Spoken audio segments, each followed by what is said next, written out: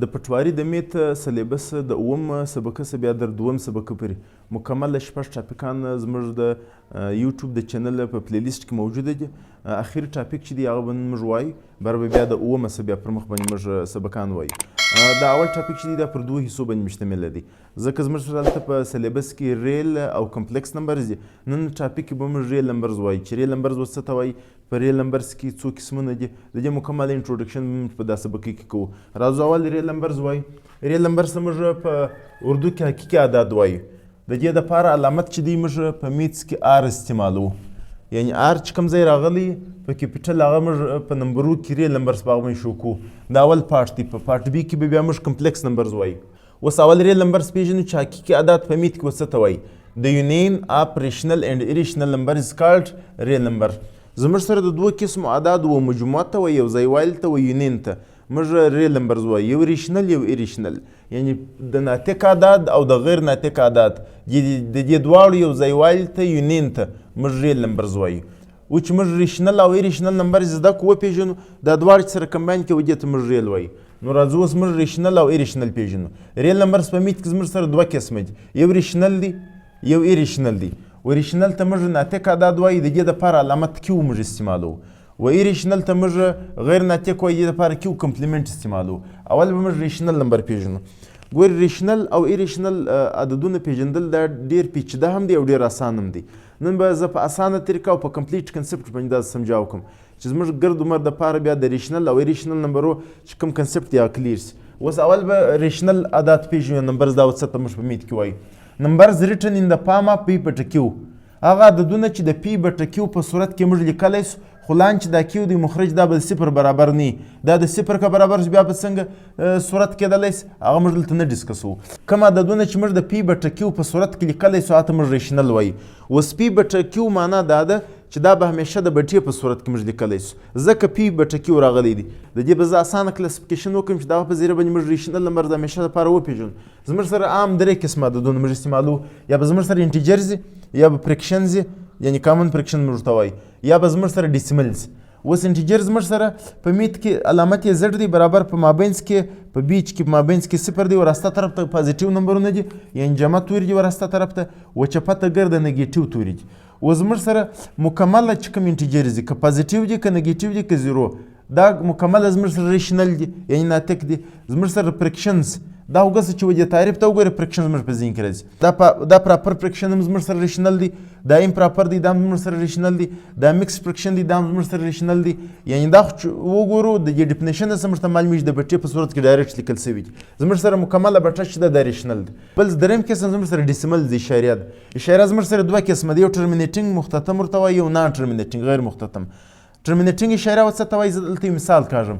اوس مثلا موږ 1 تقسیمو پر 2 باندې، زه به 1 تقسیم کوم پر 2 باندې، ته به صفر ولګو، ته به اشاره ولګو، 2 5 10 زموږ سره د دې انسر 0.5 راغلی. یعنی 1 چې موږ کوم پر 2 باندې ډیوایډ کړو تقسیم یې کړو، زموږ سره به د انسر 0.5 راشي. د اشارې بعد موږ یو پلیس اشاره وویل نور ختم شول، دې ته موږ ټرمینیټینګ وایو، یعنی مختتم کسر اشاریه. دا چې همیشه په میت کې راشي دا زموږ سره ریشنل. بل قسم چې دی نان ټرمینیټینګ دی، د غیر مختتم وایي. دا کسر اشاریه ده چې کوم وخت یو عدد ته پر بل باندې ډیوایډ کړي تقسیم یې کړي دا هېڅکله نه ختمیږي، چر څو یې ډیوایډ یې. د دې اوس مثال زه در کوم. اوس مثال لکه 20 چې موږ تقسیمو پر 6 باندې، زه به 20 دلته وکاږم 6 3 18 سو، زموږ سره 2 پاتې، دلته به صفر ولګو، دلته به اشاره ولګو، بیا 6 3 18 بیا 2 پاتې صفر ولګو 6 3 18، یعنی دا سلسله هېڅکله نه ختمیږي. یعنی دې ته بیا ریپیټینګ وایي. دا هغه غیر مختتم یعنی نان ټرمینیټینګ کسر اشاریه ده چې هغه به ریپیټینګ معنا د اشارې بعد ش تقسیمه دا توري به یو رقم راځي. یعنی د دې جواب زموږ سره 3.3 دا چې هر څه وایه زموږ سره به دغه 3 راځي، نه 3 بدلیږي نه ختمیږي. و دې ته موږ نان ټرمینیټینګ ریپیټینګ وایي، ختمیږي هم نه، یو رقم عدد بار بار راځي. نان ټرمینیټینګ نان ریپیټینګ د دې قسم د سمجاویدو لپاره زه مثال کاږم. لکه زموږ سره 22 دی، 22 زه پر 7 تقسیموم. اوس به دلته 22 تقسیم کړو پر 7 باندې 7 3 21 دلته 1 پاتې صفر ولګو اشاره به ولګو 7 کم 7 زموږ سره 3 پاتې صفر به ولګو اشاره به ولګو 7 4 28 بیا به 2 پاتې صفر به ولګو 7 2 14 بیا به زموږ سره دلته 6 پاتې بیا به صفر ولګو 7 8 56 بیا به زموږ سره 4 پاتې بیا به صفر ولګو 7 5 35.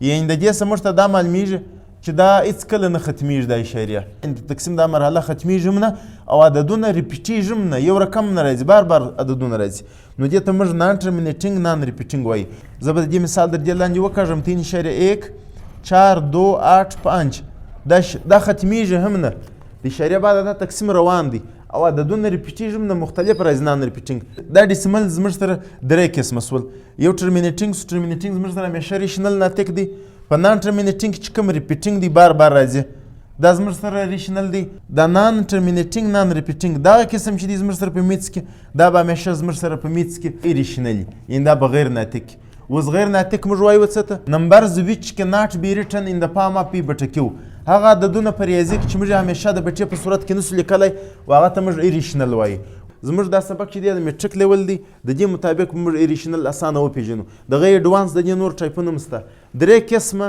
عددونه که زموږ سره راله و هغه ته موږ ایریشنل غیر ناطق وایي د اسانه پېچان دپاره یو زموږ سره پایي دی پایي په میت کې موږ پېژنو دا همیشه ایریشنل دی یو زموږ سره هغه عدد دی چې په سکویر روټ کې انکمپلیټ سکویر روټ مثلا پر 16 جزر راغلی دی د دې زموږ سره جواب 4 دی دا زموږ سره همیشه کمپلیټ سکویر روټ چې دی مکمله مربع کې چې کوم سوال راغلی هغه زموږ سره ریشنل دی لیکن هغه عدد چې هغه انکمپلیټ سکویر روټ لکه 3 د 3 جزر زموږ سره نشته دا به همیشه زموږ سره ایریشنل دریم قسم دغه اشاریه ده چې دلته موږ دا به نان ټرمینیټینګ نان ریپیټینګ وي یو دلته ما یو مثال دا لیکلی دی یو دا دی یعنې درې شیان چې د اسانه پېچان دپاره دا زموږ سره ایریشنل یو زموږ سره پایي دی یو انکمپلیټ سکویر روټ چې کوم عدد راغلی نامکمل مربعي دریم قسم زموږ سره نان ټرمینیټینګ نان ریپیټینګ غیر مختتم غیر متوالي کسر اشاریه ده دا درې قسمونه چې د زموږ سره ایریشنل دي دا زموږ سره درې نمبر ریشنل او ایریشنل مکمله او کمپلیټ کنسپټ وی ګوري سټډي کې دستي دپاره